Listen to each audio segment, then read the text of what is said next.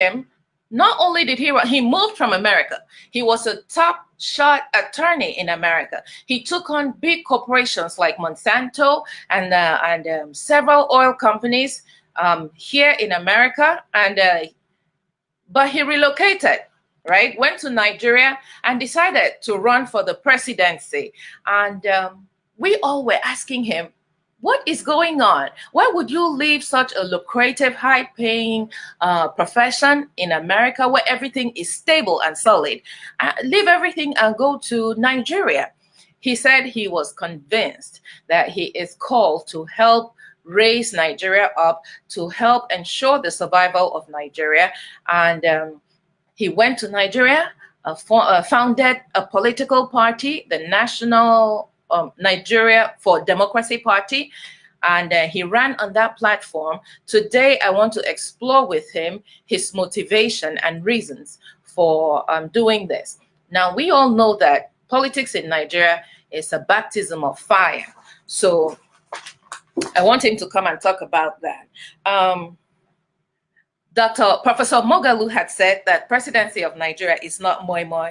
So what would make a person believe that they have the quality or the experience to handle a nation as complicated as Nigeria? That is what I want to talk to Dr. Asukwo Mendia Achibong about. Dr. Asukwo Mendia Achibong, are you in my studio? Hello? Are you in my studio? I'm waiting to have you in my studio.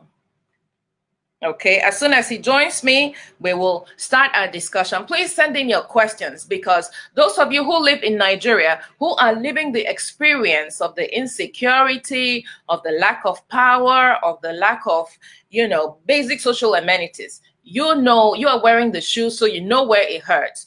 Please send me your questions, and let us have Dr. Mendia Achibong answer these questions for us.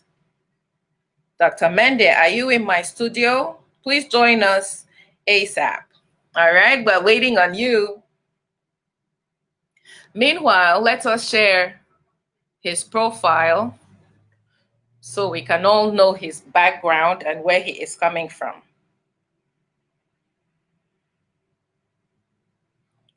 Dr. Achibong, we are waiting on you.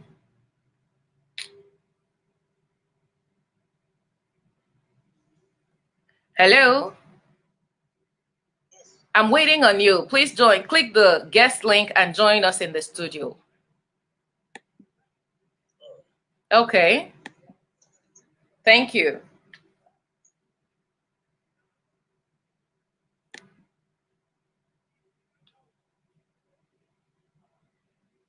Dr. Achibong, we are waiting on you.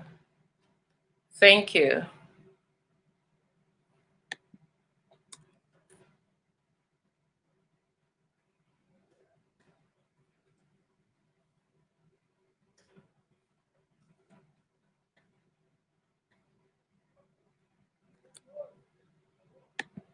All right, here we go. All right, so Dr. Achibong was a top shot attorney in America, okay?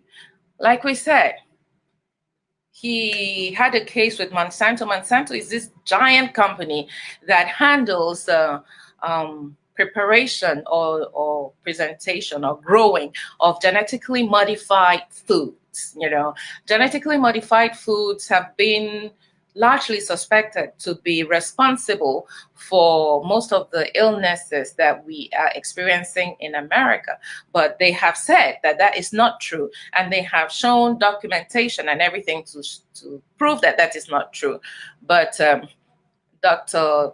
Achibong was among the people who, as an attorney, explored that situation and brought justice. The justice they brought to it was that it was imperative that companies like this make us know what is inside our foods. If it's cultured chicken, let us know that it is cultured chicken we're eating, so that you have a choice whether you want to eat that food or whether you want to eat another type of food. So this was a major victory, because at the end of it, we got to know exactly what we were putting in our bodies. And most of us, from this knowledge, decided that we were going to eat organic from here on. Okay, he also understands the justice system in America. My question is, okay, thank you for joining us. How will this knowledge impact on how you reform the justice system in Nigeria? Dr. Akibong, you are very welcome to our studio. Thank you for joining us. How are you? I'm doing very well. Thank you so very much for having me. I'm just ecstatic to be here with you. Thank you. And thank you for your support of Superstars, because you helped us coordinate and present and helped us gather as many people as we could to support that program. Because indeed, you understand that, first of all, health is wealth. And healthy people make a healthy population, and they contribute optimally to their society. All right. So forget the fact that I'm your cousin. Forget the fact that I'm your family. We're going to go into it toe to toe, okay?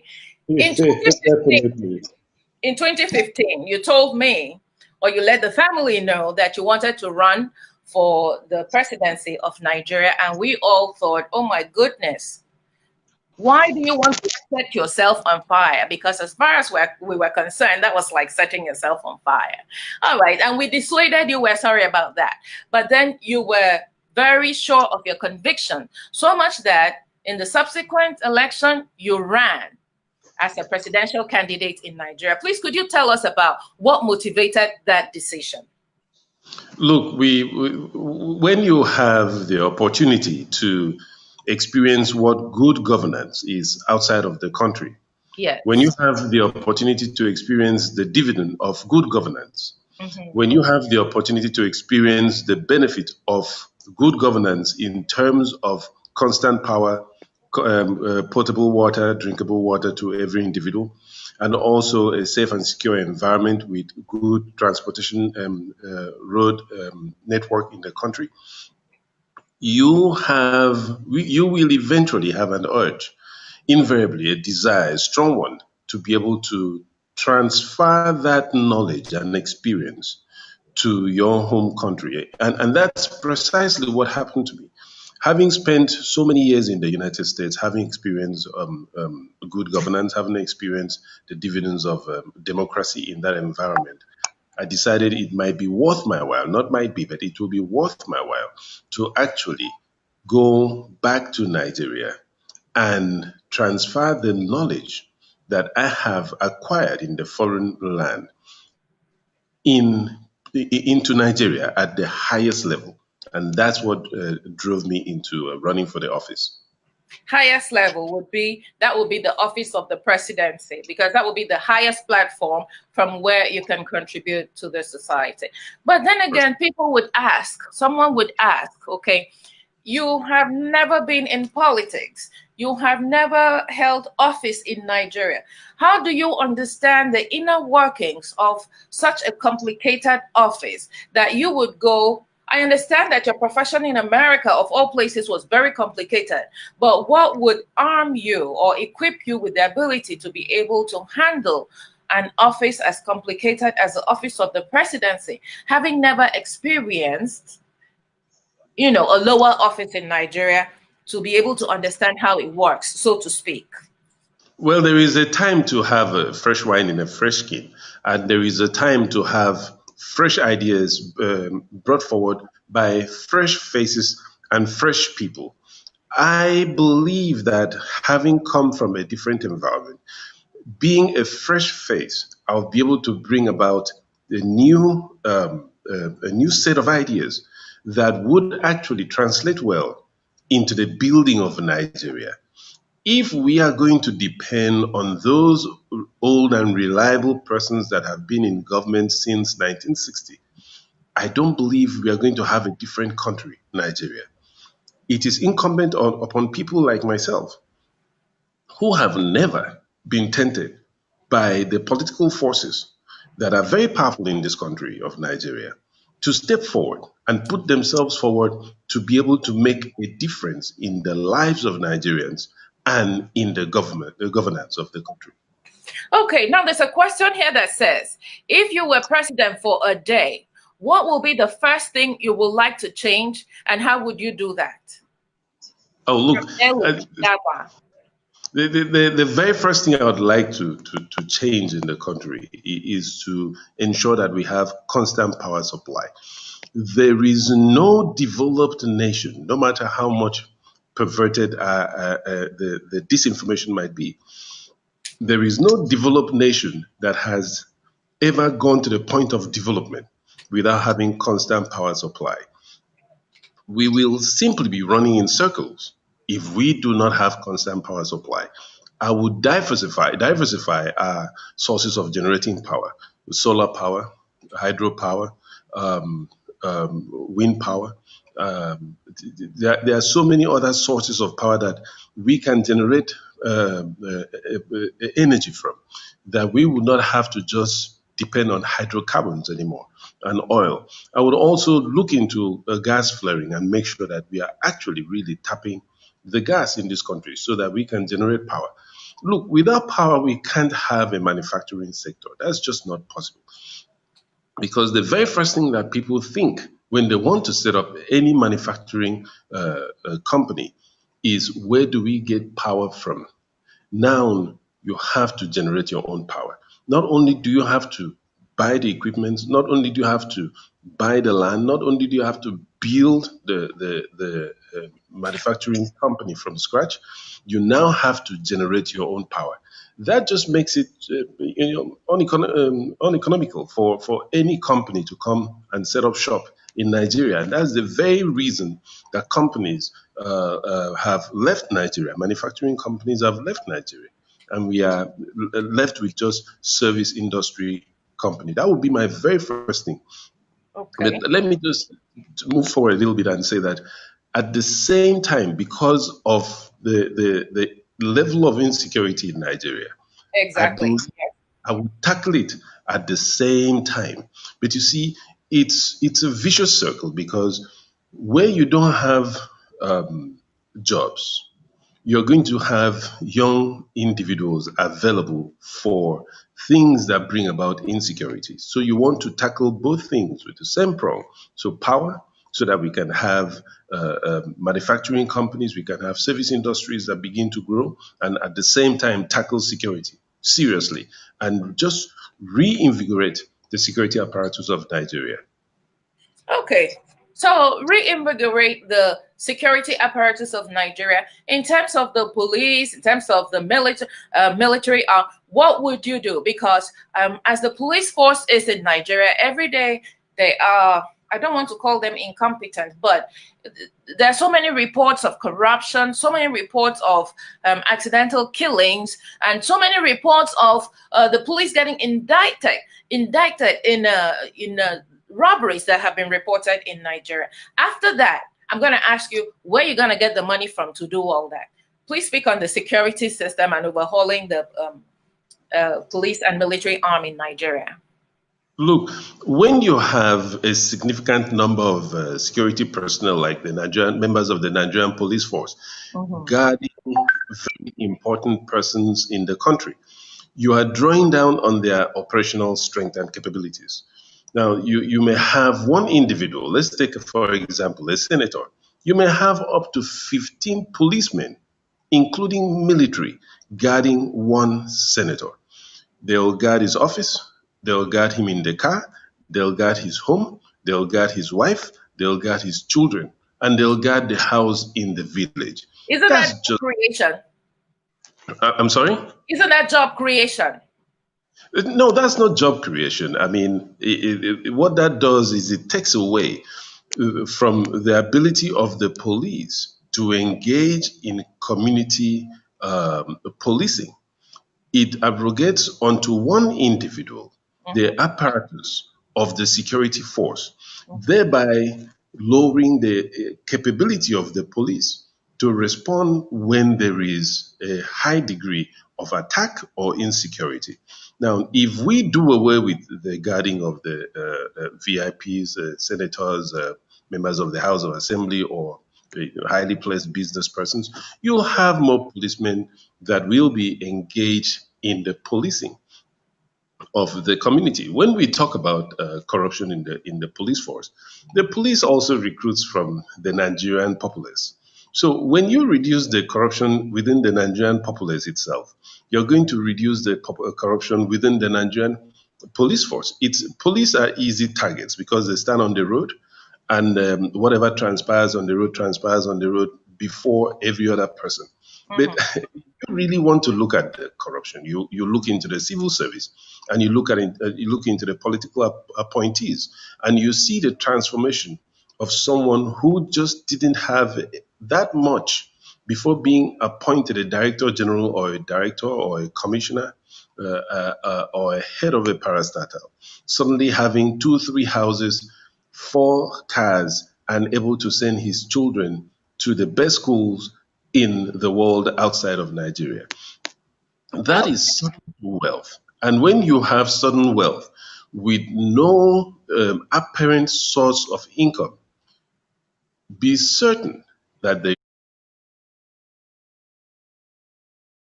is a high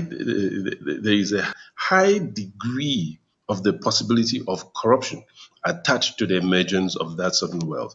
So go ahead. Absolutely. Then you were an attorney in America.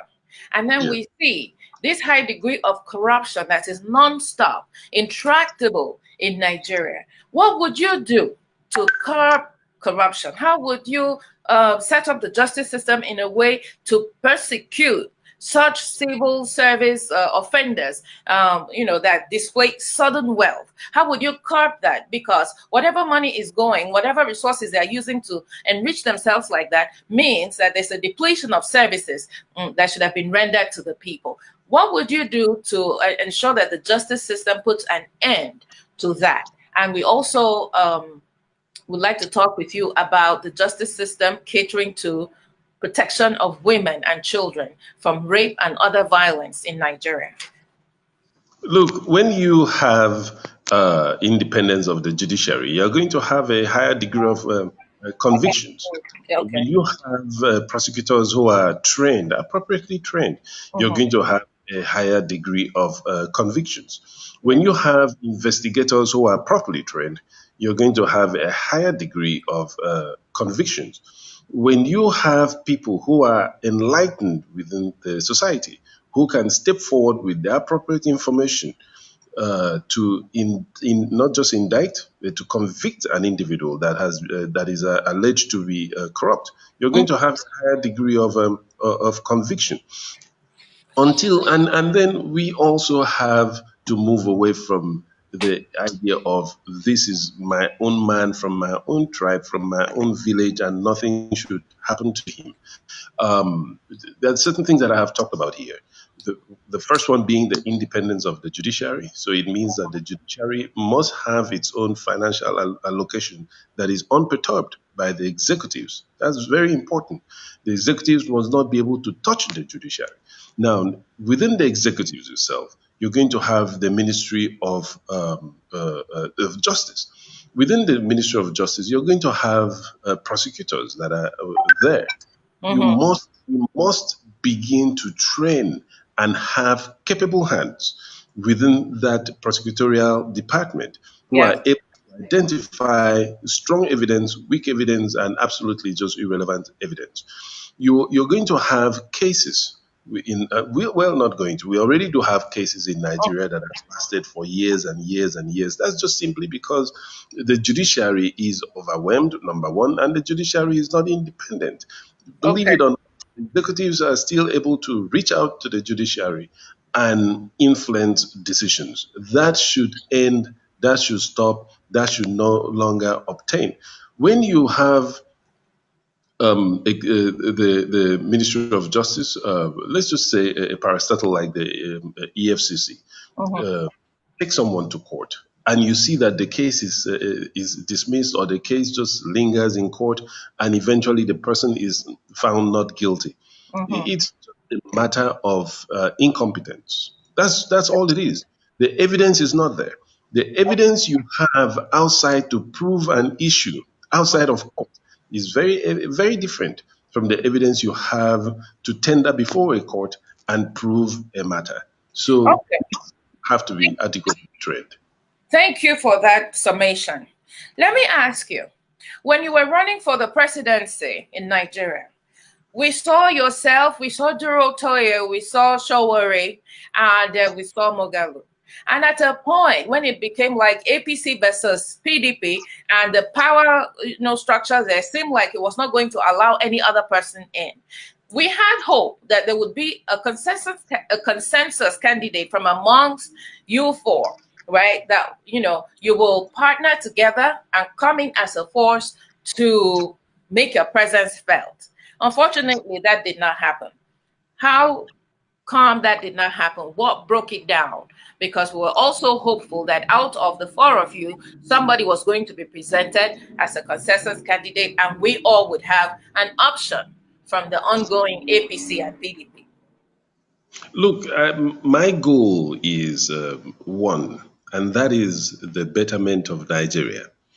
Anybody that I believe shares that vision with me and has a better chance and is better equipped to operate in the position as President of the Federal Republic of Nigeria with my support, I will support the person. I don't believe that I was ever given that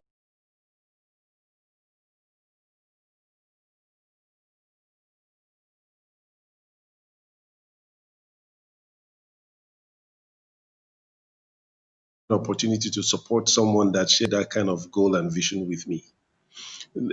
Hopefully in the future, we will have more people with the same goals of a better Nigeria, stronger Nigeria, economically advanced Nigeria, that can work with myself or any other person so that we can have a strong, vibrant Nigeria emerge from our leadership. The presidency of Nigeria is not a do or die affair for me. Presidency of Nigeria is simply for me to be able to implement my ideas, which I believe is simply for the interest or in the best interest of Nigeria. Those ideas do not have to be implemented by me or no other person. Anyone that believes that the ideas of moving Nigeria forward must and only can be implemented by him or her is doing a disservice to the Federation of Nigeria. I don't believe so for myself. I simply believe that there are some fundamentals that I can bring into governance, like providing constant power supply, like providing good roads, water, security, a safe and secure Nigeria, economically strong Nigeria, and uplifting the mass of Nigerians from the abyss of poverty to the throne of wealth. I believe I can do that. A tree cannot stand alone and form a forest. So I have to work with others who share this vision with me. I'm ready and I'm willing. Okay. Are you going to run for presidency in 2023? You're going to try again in 2023? 2023. The audio suddenly went dead with that question. We can't hear you anymore. All right. Thank you for spending your afternoon with us. He's trying to survive the incessant power. I think we have a lag in transmission. Can you hear me now? Because I can't hear you anymore. Hello? Okay. All right, that was Dr. Achibong. I thank him very much for his insight, and I thank him for spending the afternoon with us. I would have loved to ask him about foreign direct investment, diversification of the economy like he talked about, how we could move from an oil-based economy to maybe an agricultural-based, expand the agricultural base so that we get more money coming in from export. He did talk about oil and gas. He did talk about gas, okay? And I was going to ask him about the project that the President Buhari has started, the gas project that he has started in the cities up north. What about the ones for the cities down south? Is there any prospect of something like that? Are you still with me, Dr. Achibong? I just heard the very last part of your question about projects up north and Yes, yes. down south. There's a gas project that is being planned by President Buhari up north, and this is going to create wealth for young people up north. Do you know of any such projects for the cities down south, or what is your input or your comment on that? Well, I don't know of any other project. I'm not saying that it does not exist or will not come into existence, but I'm not aware of any project of that nature in the southern part of Nigeria. When you have a project that you're going to pipe gas from the southern part of Nigeria all the way to the northern part of Nigeria, you're going to have a higher cost of production. I hope they have made adequate plans to offset the higher cost of production if the gas is pipe all the way from the southern part of Nigeria to the northern part of Nigeria. Okay, so before your audio died, conveniently, I was asking you if you were going to run in 2023 for the presidency of Nigeria. Well, I see. I had said that we are still in 2020, and 2023 is so far away. Right now we have a pandemic that has affected the whole wide world, and Nigeria is exception.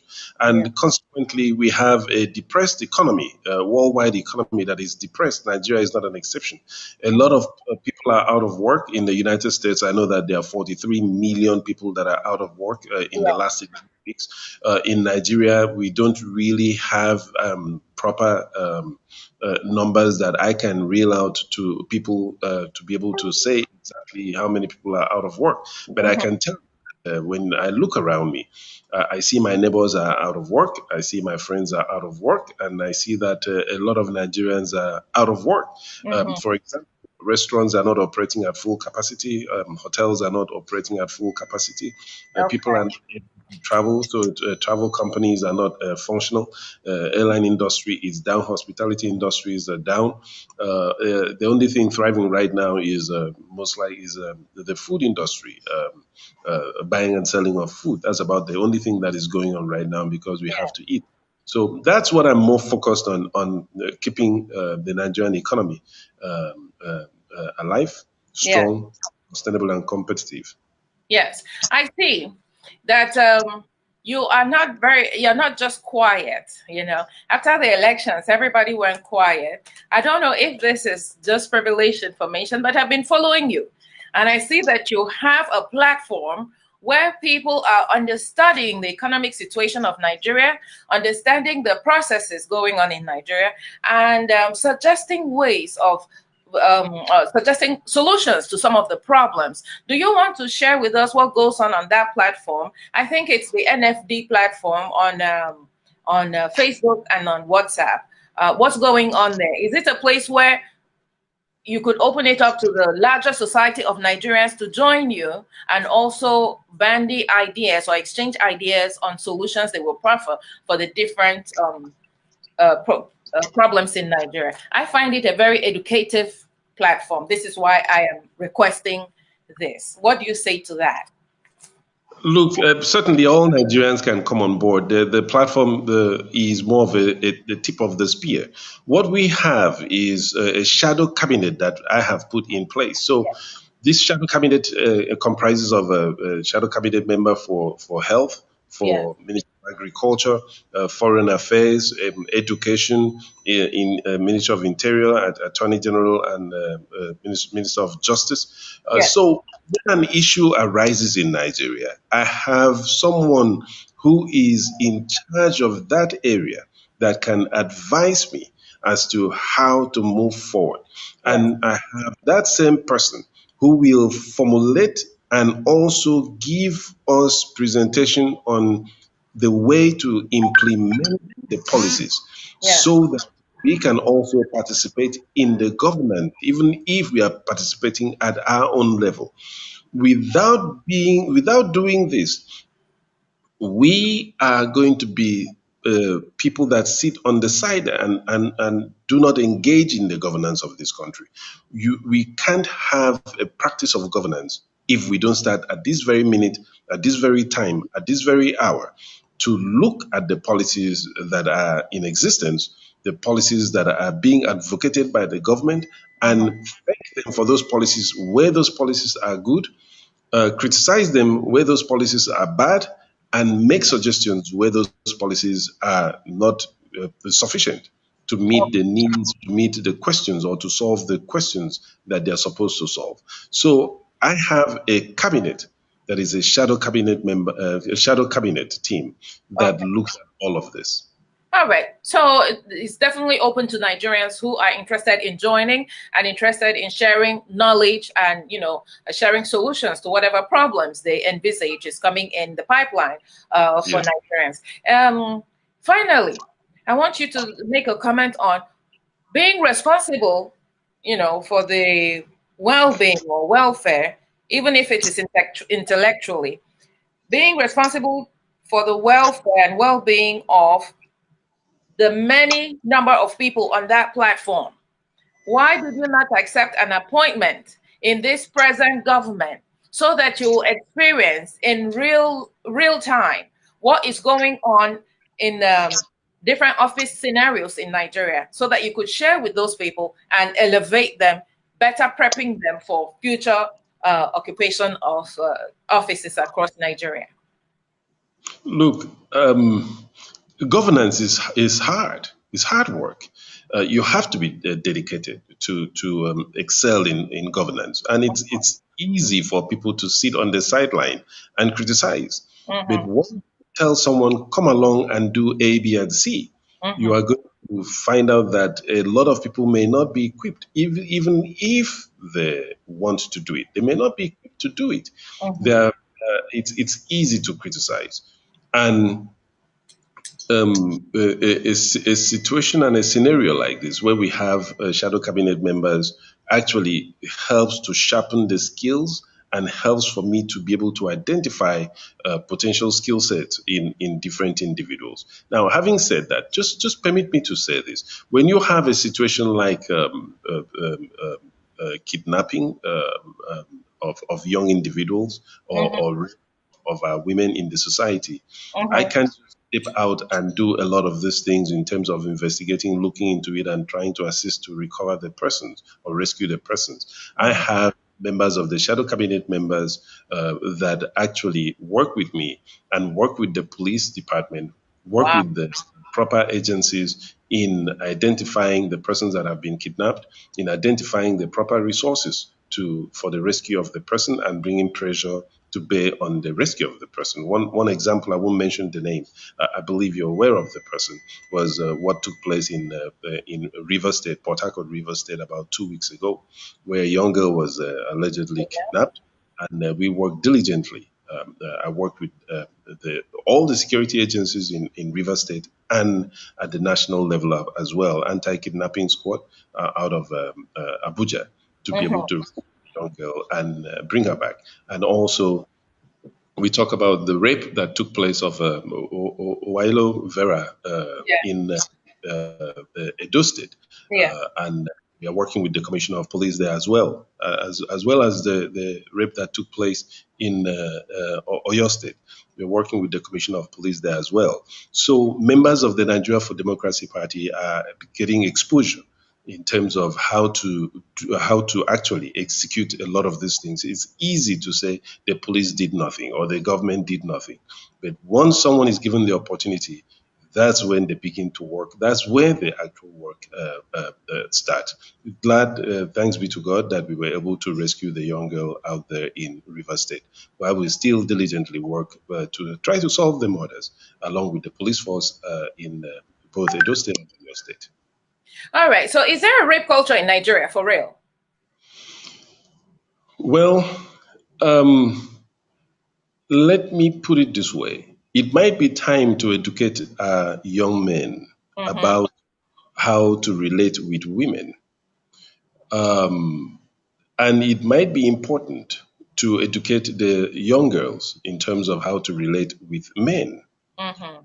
When you do not want to be involved with a man sexually, your no should be your no, not no until you are conquered playfully. Just no is no. So the man does not get mixed messages.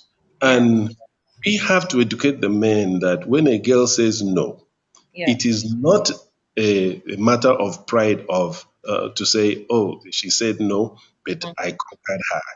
No. When she says no, it means no. There is Yeah. no explanation behind no. There is no, what do you mean? It simply means no. So what that means is you stop. Take it this way. If Mike Tyson were to tell you no, you wouldn't still try to wrestle him, push him down, and try to get your way with him, with what belongs to him. You would stop.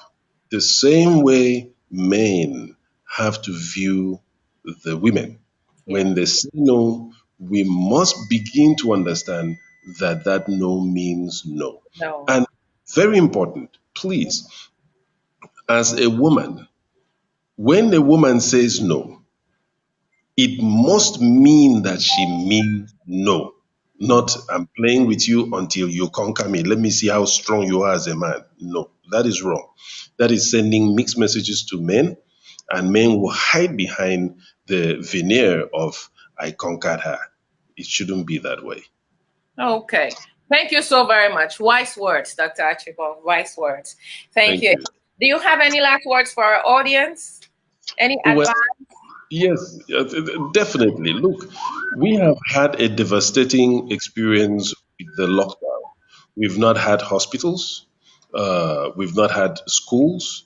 Those two things are still continuing in the Western world. People are still going to school from home in the Western world, and Mm-hmm. the hospitals are still functional. Mm-hmm. We now have to learn to hold our government to account to Yes. be able to provide us with a fully functional and responsive hospital that can cater to our needs. Absolutely. And we also have to hold the government to account to be able to provide us with educational resources that we can take advantage of even when we are at home. It means that the government must provide us with constant power supply so we can Exactly. charge our laptops and our cell phones and provide us with affordable Wi-Fi, what do you call it, network, uh, Yes.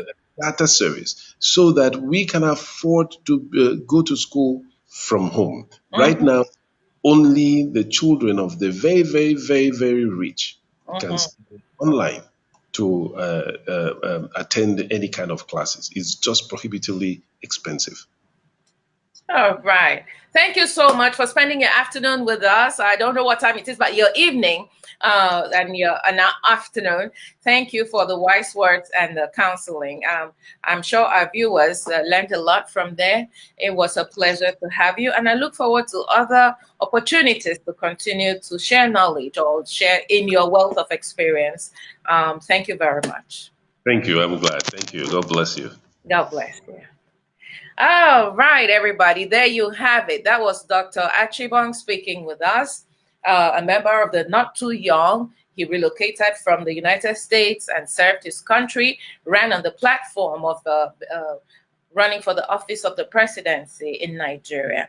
I encourage the rest of you who have great experiences like that, who have experienced good governance, who know what it takes to get it right when it comes to moving the nation forward. We can start right now by supporting our president, President Buhari, in all his